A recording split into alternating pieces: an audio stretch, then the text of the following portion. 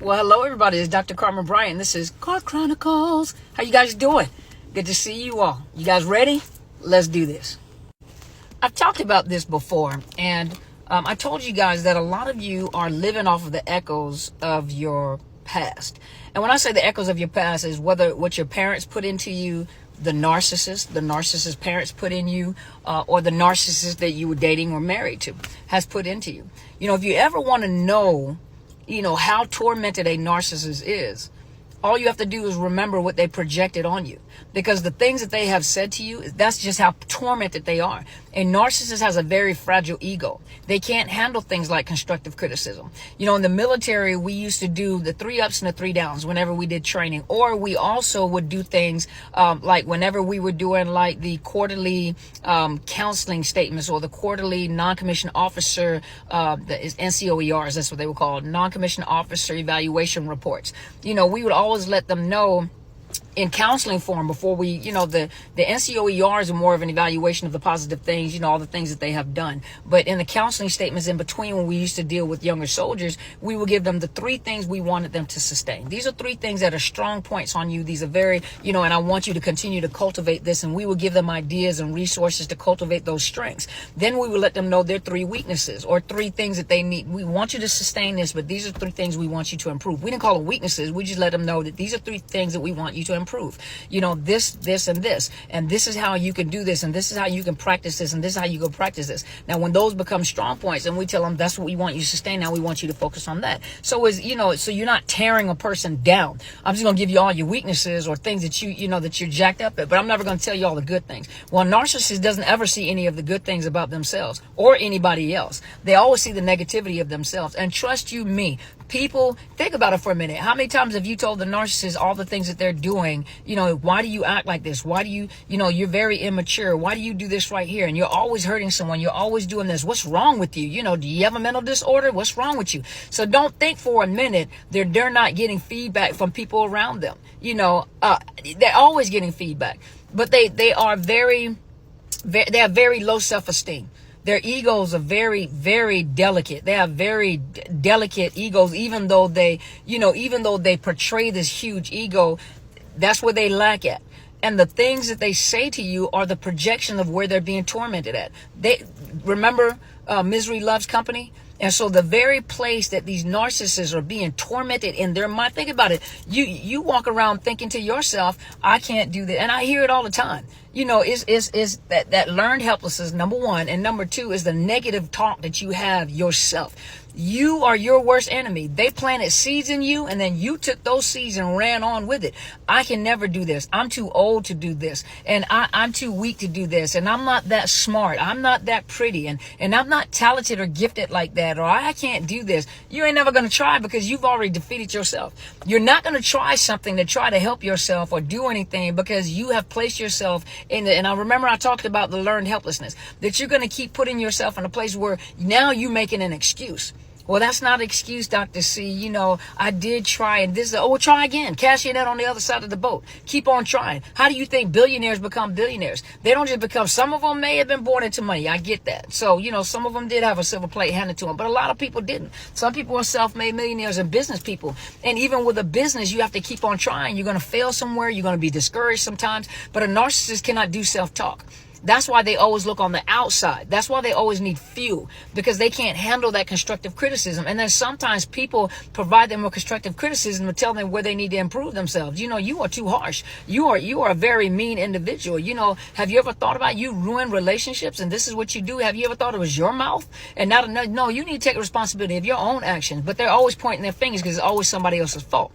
And so when you start looking at yourself, and some of you are very negative individuals, you're very pessimistic, very negative. And think about it. Someone has beat you down enough mentally where they have said stuff to you, and you have taken these words that were projected on you and you took responsibility of them. Now you're walking around. They don't have to do anything else because you're walking around with the harvest. You're walking around talking about, I can never do that. And well, I just have to accept where I am. And, I ain't never going to go no further than this. I had an 80-year-old, she was 80 something years old in early 2000. And she was my teacher, had like 1,000 degrees. Like Bishop Jake says, she had more degrees than a thermometer, had 1,000 degrees. And we asked her one time, why do you have so many degrees in education, why do you have so much? She said, because in my time, she says, women did not earn the equivalent of what men did. So it was hard for women to sustain themselves. She said, one thing that I always wanted to do, I wanted to make sure that I get myself educated and I can sustain myself. That I have enough education, I have enough experience where I can sustain myself and I don't have to depend on anybody else. Okay, think about that for a minute.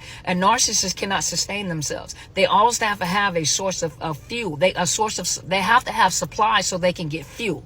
Always, because they can't self-regulate. They can't self-talk. There are days where, even as a business owner, y'all forgive me, I kept on hitting the mute button because I was watching somebody pull up to my car, make sure they didn't hit it. But anyway, that even as a business owner, every day is not a super glorious, wonderful 100% day. As a therapist, we have a lot of cancellation, and when you cancel, that messes with our money. So we have to come up with a way of getting some more funds. We have to be creative in how we create finances for ourselves, especially if you are a self-containing unit. When you are a business yourself, you have to be creative. You not only have to be creative, you have to figure out a way how to bring in clientele, right? Well, think about it for a minute. Now, this is a business owner. So some days, as business owners, you may be a little discouraged, but you can kind of self-talk. You can talk to people, get some advice, figure out, this didn't work. I can try this right here.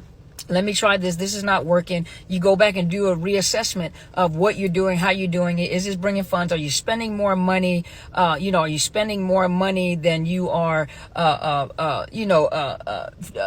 bringing in money? Are you spending more money than you're making money? More money going out than more money coming in. So a business owner has to do a lot of self-assessment. And yes, there are days that we become discouraged. There's some days we're a little frustrated and we have to kind of bounce back. Now think about that whole analogy that I just gave you. A narcissist is not able to do that. And so what a narcissist has to do is they have to get affirmation. They have to get, that praise from other people. They have to get that fuel from other people because they can't handle the negativity because they always think negative of themselves anyway.